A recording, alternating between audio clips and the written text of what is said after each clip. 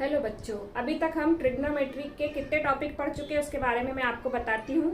अभी तक हम ट्रिग्नोमेट्रिक के टॉपिक पढ़ चुके हैं। Trigonometric ratio of some specific angle और कॉम्प्लीमेंट्री एंगल। ठीक है, अब ये हमारा चैप्टर तो कंप्लीट हो गया है, पर ट्रिग्नोमेट्री का एक नेक्स्ट चैप्टर हम स्टार्ट करने जा रहे हैं जो कि थोड़ा इससे डिफरेंट है और उसका नाम है एप्लीकेशन ऑफ ट्रिग्नोमेट्री। अब अभी तक आपने ट्रिग्नोमेट्री के बारे में पढ़ा, अब ये समझना पड़ेगा आपको कि इसका मतलब क्या है। एप्लीकेशन ऑफ ट्रिग्नोमेट्री मींस अभी तक हमने तो इससे रिलेटेड क्वेश्चंस करे कि हमने पढ़ा ट्रिग्नोमेट्रिक रेशियोज के बारे में पढ़ा, एंगल्स के बारे में पढ़ा और कॉम्प्लीमेंट्री एंगल्स के बारे में पढ़ा। ठीक है, कॉम्प्लीमेंट्री एंगल्स के बारे में पढ़ा। उसके बाद हमने पढ़ा ट्रिग्नोमेट्रिक आइडेंटिटीज। ठीक है, इतने टॉपिक हमने अभी तक पढ़ डाले। ठीक है, एप्लीकेशन का मतलब ये होता है कि हम ट्रिग्नोमेट्री का किस चीज में अप्लाई करने वाले हैं। तो अभी हम देखते हैं कि क्या है, इसका मतलब क्या है।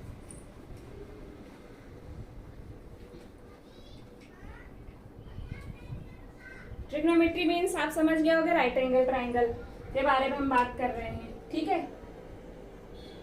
अब ट्रिग्नोमेट्री का हमने पढ़ तो लिया, पर अभी हमें ये समझ में नहीं आया कि हम ट्रिग्नोमेट्री पढ़ क्यों रहे हैं।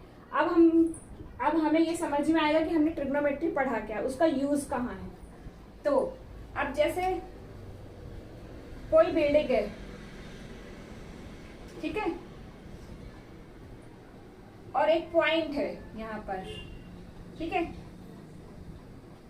इस पॉइंट को और बिल्डिंग की हाइट से, मतलब यहाँ पर बिल्डिंग की जो ऊपर वाला हिस्सा है वहां से ये पॉइंट को हम मिला देते हैं और बेस से इस पॉइंट को मिला देते हैं।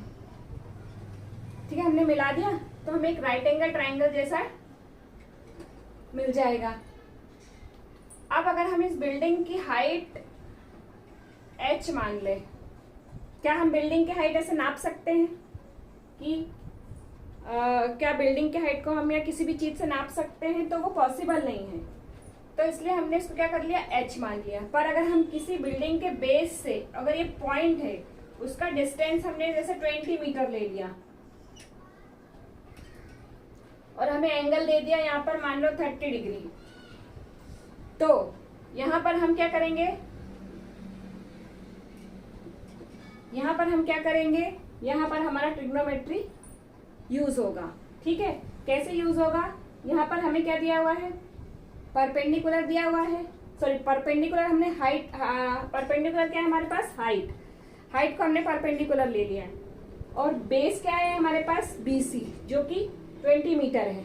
तो हमें परपेंडिकुलर हमने h मान लिया है और बेस हमें 20 ले लिया है। ठीक है, मतलब हमें पता है कि बेस 20 है।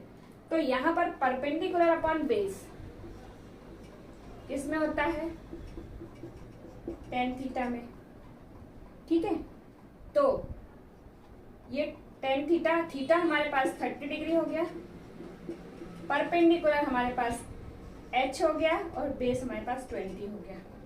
ठीक है, यहाँ बस √30 की वैल्यू मान लो 1/√3, h/20, h की वैल्यू 20 ऊपर चला जाएगा अपॉन √3। ठीक है, ये एक फॉर एग्जांपल मैं आपको क्वेश्चन बता रही हूँ कि इस टाइप से हम क्वेश्चंस करेंगे। मींस इसका यूज हम करें जैसे किसी बिल्डिंग से डिस्टेंस निकालना, बिल्डिंग की हाइट निकालना, बहुत सारी चीजें में, जैसे एरोप्लेन हमारा हवा में उड़ रहा है तो हम नीचे से एरोप्लेन का डिस्टेंस कितना है, इस टाइप से हम क्वेश्चंस करेंगे। अब मैं आपको ये बताती हूँ और इस चैप्टर को हम एक नाम और देते हैं, हाइट एंड डिस्टेंस। मींस क्या, हाइट एंड डिस्टेंस। समझ में आया इसका मतलब क्या हुआ, हाइट एंड डिस्टेंस। जैसे अभी मैंने आपको एक एग्जांपल समझाया था, वहां बिल्डिंग की हमें हाइट हमने h ले ली थी और बिल्डिंग के बेस से पॉइंट तक का डिस्टेंस क्या हुआ था, पॉइंट तक का हमने क्या लिया था, डिस्टेंस। तो इसी तरीके से हम डायग्राम बना के हाइट और डिस्टेंस हम निकालेंगे, ठीक है। तो इसीलिए इसको हम हाइट एंड डिस्टेंस भी कहते हैं, ठीक है। इस चैप्टर को हाइट एंड डिस्टेंस के नाम से भी हम जानते हैं। अब देखो यहां पर क्या है, मान लो एक टावर है, ठीक है, एक टावर है, टावर ले लो या बिल्डिंग ले लो, कुछ भी ले लो, ठीक है। यहां पर हम खड़े हैं, इस पॉइंट पर हम खड़े हैं। हम क्या देख रहे हैं, बिल्डिंग के ऊपर वाले हिस्से को देख रहे हैं। हम यहाँ पर खड़े होकर बिल्डिंग के ऊपर वाले हिस्से को देख रहे हैं, ध्यान से सुनना। तो जब हम बिल्डिंग के ऊपर वाले हिस्से को देख रहे हैं तो हमारा एंगल बन रहा है, जिसको हम थीटा ले रहे हैं।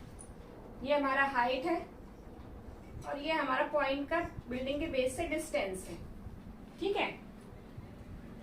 तो जो यहाँ एंगल बनता है, मतलब जब हम नीचे से कोई चीज ऊपर की तरफ देखते हैं तो जो हमारा एंगल बनता है उसको एंगल ऑफ एलिवेशन कहते हैं। क्या कहते हैं, एंगल ऑफ एलिवेशन।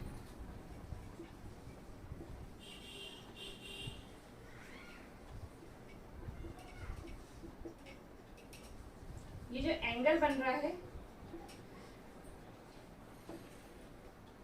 जब हम नीचे से ऊपर की तरफ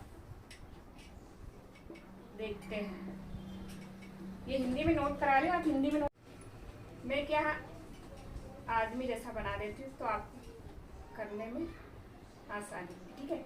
मतलब हम जब नीचे से ऊपर की तरफ देखते हैं, मैं आपको हिंदी में लिखा दे रही हूँ, और डेफिनेशन तो हम याद करेंगे, पर एक हिंदी में आपको ये बता दें, जब हम नीचे से ऊपर की तरफ देखते हैं तब क्या बनता है, एंगल ऑफ एलिवेशन बनता है। सेम यही चीज अगर हम बिल्डिंग पे, मान लो हम ये बिल्डिंग है, बिल्डिंग के हमने ऊपर खड़े हैं, ठीक है, बिल्डिंग के हम ऊपर खड़े हैं, ठीक है।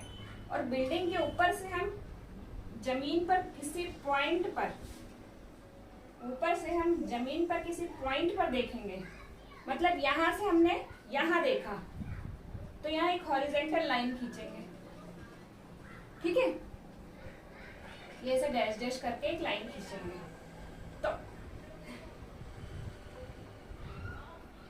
यहां पर एक एंगल बनेगा, ऐसा एंगल। हमें जब भी एंगल ऊपर से हमने नीचे देखा तो हमने एक हॉरिजॉन्टल लाइन ऐसे खींचेंगे, यहां पर एक एंगल दिखाएंगे थीटा, ठीक है। तो हम ऊपर से नीचे जमीन पे किसी पॉइंट पर देख रहे हैं और ये बिल्डिंग है, ठीक है, ये बिल्डिंग है, ठीक है, और ये पॉइंट है, ठीक है। सेम यहाँ पर भी वही है, यहाँ पर हम खड़े हैं, हमने नीचे पर किसी पॉइंट पर हमने देखा, मतलब कोई भी चीज पड़ी है यहाँ पर, मान लो कार ही खड़ी है, हमने कार को देख रहे हैं, ठीक है, हम कार को देख रहे हैं, ऊपर से हमने कार को देखा। तो जब हम ऊपर से नीचे की तरफ देखते हैं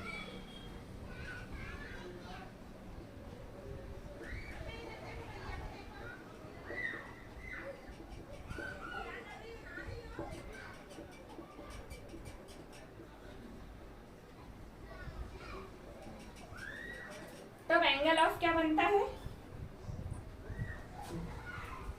डिप्रेशन।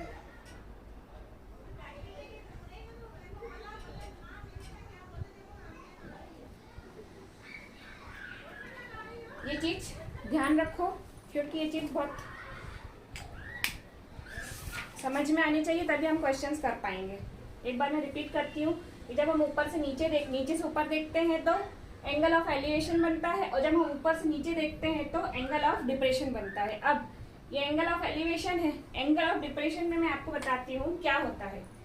एक तरह से देखो आप, ये लाइन हमने एक हॉरिजॉन्टल लाइन खींच ली, यहाँ पर हम खड़े हैं, हमने इससे हॉरिजॉन्टल लाइन खींच ली, हमने अपना जो बेस है इस लाइन को बना लिया, और ये हमारे पास लाइन है, यहाँ हमने थीटा एंगल ले लिया। आप देखोगे एक तरह से ये लाइन और ये लाइन पैरेलल है, मतलब मैं नाम दे देती हूँ A B C D. A B parallel to C D, मतलब A B line C D के क्या है, पैरेलल है। जब कोई चीज पैरेलल होती है और उसे कोई लाइन इंटरसेक्ट करके जाती है तो एक तरह से एक जेड के फॉर्म में एक चीज बनती है। देखो ये और ये, ठीक है ना, ये हमने पैरेलल लाइन में पढ़ा होगा। तो इसके ये एंगल और ये एंगल क्या होते हैं, इक्वल होते हैं। मतलब अगर ये 30 डिग्री यहाँ एंगल बनाना था तो ये भी एंगल कितना होगा, 30 डिग्री होगा। ये हम पढ़ चुके हैं पहले की क्लासेस में कि जब कोई दो पैरेलल लाइन को तीसरी लाइन इंटरसेक्ट करती हुई जाती है तो ये जेड के फॉर्म में एक बनता है। इसके ये और ये एंगल, ये कौन से एंगल कहलाते हैं, अल्टरनेट इंटीरियर एंगल। ठीक है, ये अल्टरनेट इंटीरियर एंगल क्या होते हैं, इक्वल होते हैं। तो सेम यहाँ पर भी ये एक जेड के फॉर्म में बन रहा है, ये यहाँ से ये, तो इसका ये और ये एंगल क्या होंगे, हमेशा इक्वल होंगे। तो ये थीटा है, जैसे यहाँ 60 डिग्री बना तो इस एंगल को भी हम 60 डिग्री ले सकते हैं। क्यों, क्योंकि हम जब भी कोई क्वेश्चन सॉल्व करेंगे तो हम यहाँ से वो चीज सॉल्व नहीं कर सकते, इसलिए हम ये चीज, ये ट्रिक यूज करेंगे जिससे कि ये यहाँ पर हमारा एंगल मिल जाएगा और हम इस क्वेश्चन को सॉल्व करेंगे। तो ये आप लिख लो और ध्यान दे दो, ठीक है, कि इस पर क्या हो रहा है और कैसे इसमें हम क्वेश्चंस करेंगे। अब आप मेन फोकस इन डायग्राम पे करो तो आपको क्या क्वेश्चंस करना आसान हो जाएगा। देखो यहाँ पर क्या है कि हमें क्वेश्चंस दिए हुए हैं, हमें इस कितने टाइप के डायग्राम बनाने पड़ेंगे, मैक्सिमम इतने ही डायग्राम यूज होंगे। ठीक है, देखो फर्स्ट में आपको पहले ध्यान से सुनना। मान लो एक बिल्डिंग है, ये बिल्डिंग है, ठीक है, ये इसकी हाइट h है ना, और इस बिल्डिंग के ऊपर एक झंडा लगा दिया हमने। इसकी हाइट हमें पता नहीं है तो हम इसकी हाइट कुछ भी ले लो, x ले लो, है ना। तो यहाँ पर हम क्या कर रहे हैं, बिल्डिंग की यहाँ नीचे खड़े हैं, यहाँ से हमने झंडे के ऊपर, मतलब झंडे के ऊपरी वाले हिस्से को देख रहे हैं और बिल्डिंग के ऊपरी वाले हिस्से को देख रहे हैं। ठीक है, तो ये हम देख रहे हैं। तो यहाँ पर कौन सा एंगल बन रहा है, एंगल ऑफ एलिवेशन। हम नीचे से ऊपर देख रहे हैं, हम ऊपर से भी नीचे भी देख सकते हैं। तो इन सब में एंगल ऑफ एलिवेशन कैसे बनेंगे मैं वो भी आपको, सॉरी एंगल ऑफ डिप्रेशन कैसे बनेंगे मैं वो भी बताऊंगी। तो ठीक है, ये सारे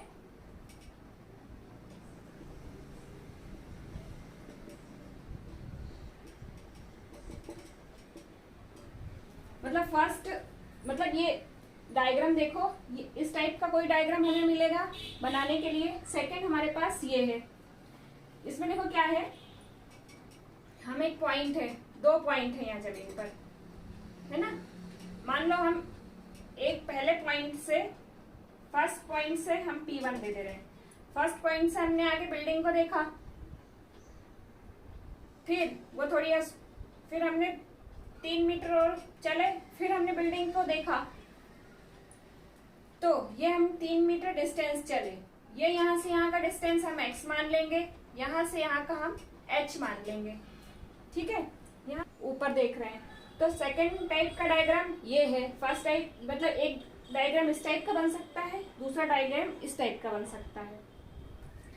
तीसरा, अब ये देखो, हमें एक टावर दे दिया है। कभी भी देखो ये चीज हमेशा ध्यान रखो, कभी हम टावर की बात करें, बिल्डिंग की बात करें, तो टावर हमेशा बड़ा होता है और बिल्डिंग छोटी होती है। तो जैसे टावर है, कोई हमें ये नहीं दिया जाता उसमें कि हम टावर, क्वेश्चन में हमें ये दिया जाता है कि हम किसी बिल्डिंग के ऊपर खड़े होकर टावर को देख रहे हैं। तो ये हमें खुद ही गैस लगाना है कि टावर बड़ा है और बिल्डिंग छोटी है। तो ये टावर है और ये बिल्डिंग है। अब हम क्या कर रहे हैं, यहाँ पर पहले हम टावर के नीचे से बिल्डिंग के टॉप को देख रहे हैं। जब हम टावर के नीचे से बिल्डिंग के टॉप को देख रहे हैं तो यहाँ पर एक एंगल बन रहा है, और फिर हम किसके, बिल्डिंग के ऊपर से टावर के ऊपर देख रहे हैं। मतलब ऊपरी हिस्से को देख रहे हैं, बिल्डिंग के ऊपर चढ़ के हम टावर के ऊपरी हिस्से को देख रहे हैं, तो यहाँ पर एक एंगल थीटा बन जाएगा और बेस हमारा ये यहाँ से बन जाएगा। तो यहाँ पर हमें क्या, जैसे बिल्डिंग की हाइट दे देंगे, डिस्टेंस दे देंगे टावर से, और हमें किसकी, टावर की हाइट निकालनी है, टावर की हाइट दे देंगे तो बिल्डिंग की हाइट निकालनी पड़ेगी। कभी कभी बिल्डिंग और टावर दोनों की हाइट दे देंगे तो हमें इनके बीच का डिस्टेंस निकालना है। इस टाइप से क्वेश्चंस होंगे इसमें। तो फर्स्ट डायग्राम हमारा, फर्स्ट टाइप का डायग्राम ये है, सेकंड टाइप का ये है, थर्ड ये है। फोर्थ डायग्राम में क्या करते हैं, जैसे मान लो किसी नदी, मान लो हम नदी में है, नदी के बीचों बीच हिस्से पे, किसी भी हिस्से में हम टावर वगैरह है, वहां हम, और नदी के दोनों किनारे हैं, तो हम ये जो टावर है, कुछ भी है, जो भी टावर बिल्डिंग है यहाँ नदी के बीच में, वो यहाँ एक नदी के एक किनारे से इसके ऊपर देख रहे हैं और नदी के दूसरे किनारे से इसके ऊपर देख रहे हैं, ठीक है। देखो, और यहाँ पर क्या है, ये बिल्डिंग की कभी हाइट दे देंगे तो या तो इस नदी का पूरा बीच का पूरा हमें लेंथ निकालनी पड़ेगी, या कभी नदी की लेंथ दे देंगे तो बिल्डिंग की हाइट निकालनी पड़ेगी। इस टाइप से होगा। और आप ये सोच रहे हैं कि हाइट एंड डिस्टेंस कभी कभी क्या, जैसे अब इसके बारे में फिर आपको बताऊंगी मैं भी लास्ट में।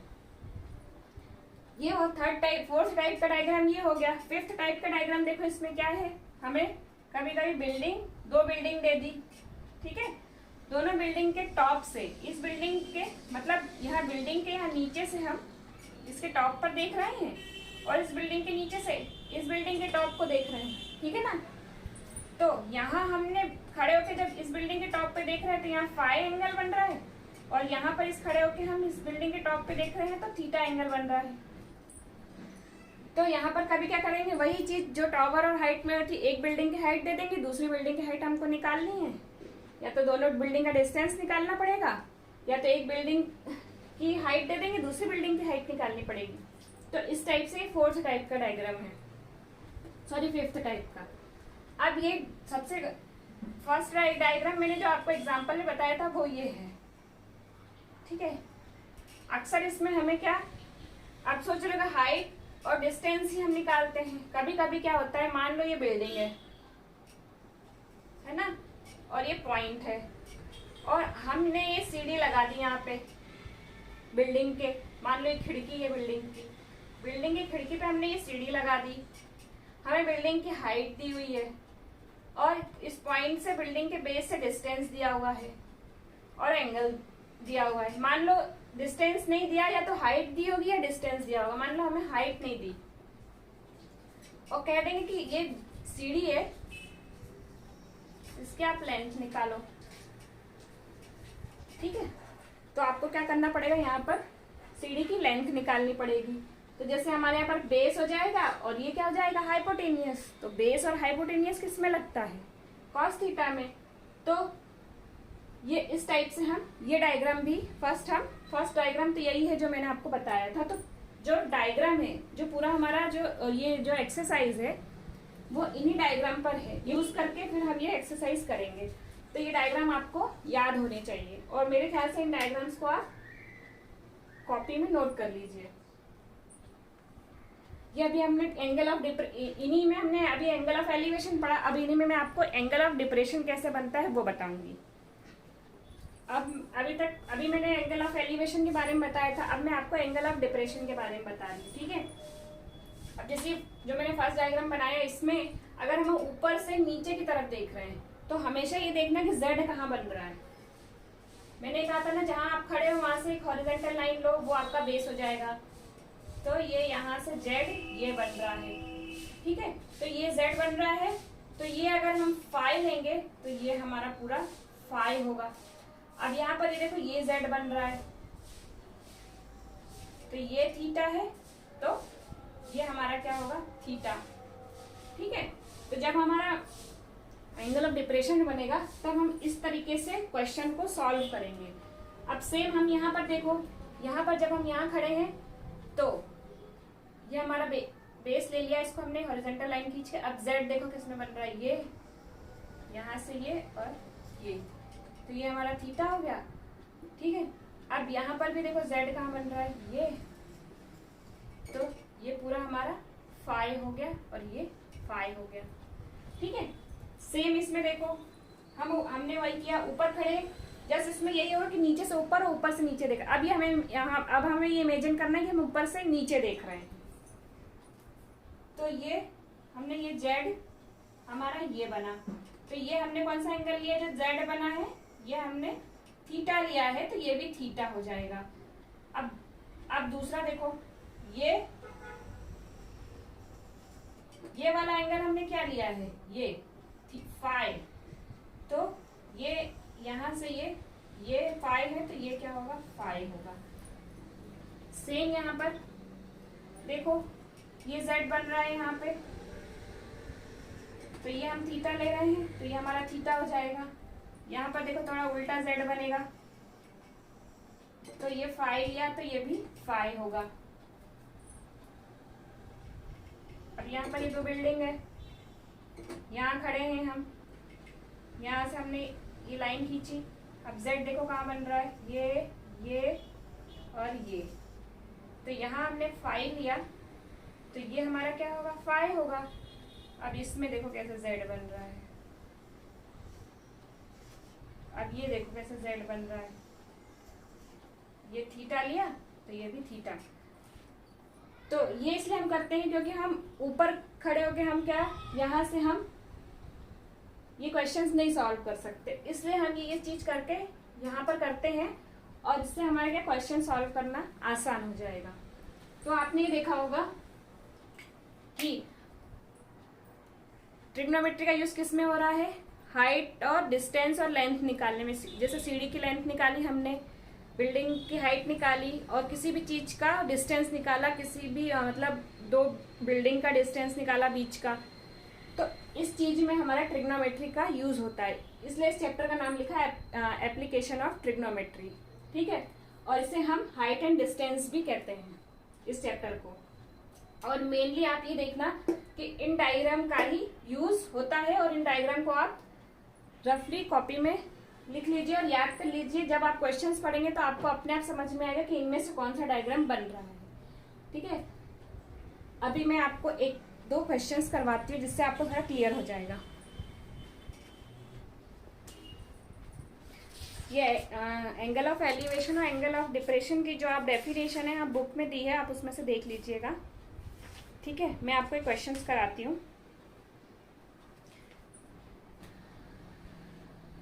देखो मैं एग्जाम्पल फर्स्ट करवा रही हूँ।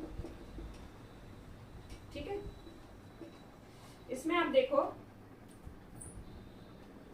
कि एक टावर है ना, और टावर से a tower stand vertically on the ground. ठीक है, वर्टिकली स्टैंड है ग्राउंड पे। ठीक है, from a point on the ground which is 15 metre away, और इस बिल्डिंग के बेस से एक पॉइंट है जो कि 50 मीटर दूर है इससे, है ना। The angle of elevation of the top of the tower of found to be 60 degree. इससे समझ जाना चाहिए एंगल ऑफ एलिवेशन का बात कर रहा है, मतलब हम नीचे से खड़े होकर ऊपर की तरफ देख रहे हैं, तो कितने डिग्री का एंगल बना रहा है, 60 डिग्री का। Find the height of the tower, तो हमें हाइट ऑफ द टावर निकालना है, मीन्स हमें डिस्टेंस दिया हुआ है और हाइट ऑफ द टावर निकालना है। इसे हम एंगल नाम दे रहे ए बी सी। तो in triangle A B C let height क्या मान ली, इक्वल्स टू h, और डिस्टेंस हमें गिवन है 15 मीटर। ठीक है, अब क्या चीज देखो, और थीटा क्या दिया हुआ है, angle C equals to 60 degree दिया हुआ है। ठीक है, अब हम यहाँ पर बात करेंगे तो हमारे पास क्या दिया हुआ है, परपेंडिकुलर दिया हुआ है। ठीक है, सॉरी परपेंडिकुलर क्या है, हाइट है किसकी, बिल्डिंग की, और इस बिल्डिंग के बेस से पॉइंट का डिस्टेंस कितना है, 50 मीटर, 15 मीटर। तो ये क्या, परपेंडिकुलर अपॉन बेस, है ना। और एक हिंट आपको मैं ये देती हूँ कि यहाँ पर मैक्सिमम टाइम्स tan थीटा का ही यूज होगा। क्या होगा, tan थीटा, क्योंकि हम क्या बात कर रहे हैं, हाइट एंड डिस्टेंस। हाइट क्या होगा, परपेंडिकुलर, डिस्टेंस मीन्स बेस, या तो cot थीटा का या tan थीटा का मैक्सिमम टाइम यूज होगा, और sin थीटा और cos थीटा बाकी चीजों रेशोस का भी यूज होगा, पर मैक्सिमम टाइम टेन थीटा का यूज होगा, ये आप याद रखो। तो टेन थीटा लेंगे, क्यों? क्योंकि परपेंडिकुलर और बेस है। परपेंडिकुलर क्या है? ए बी, बेस क्या है? B C. सब हमें लिखना पड़ेगा कि हमने क्या लिया है और क्या दिया है। हाइट अपॉन 15, यहाँ पर नहीं, यहाँ पे 10 थीटा की जगह हमारा क्या है? 60 डिग्री, परपेंडिकुलर एच, बेस 15। ठीक है, अब यहाँ देखो 10 60 डिग्री की वैल्यू क्या होती है? √3। एच अपॉन 15 इधर आ जाएगा, √3 इधर आ जाएगा, एच 15 √3। अब यहाँ आप √3 की वैल्यू रख के सीधे आप क्या निकाल सकते हो? हाइट निकाल सकते हो। ठीक है, इस तरीके से हम क्या कर सकते हैं? हाइट निकाल लेंगे। अगर हमें हाइट दी होती तो हम डिस्टेंस निकाल लेते हैं, हाइट की जगह वैल्यू पुट कर देते, डिस्टेंस की जगह हम x ले लेते, y ले लेते। तो इस तरीके से हम क्वेश्चंस को सॉल्व करेंगे। तो अब हम मिलते हैं नेक्स्ट वीडियो में। Okay, bye, thank you.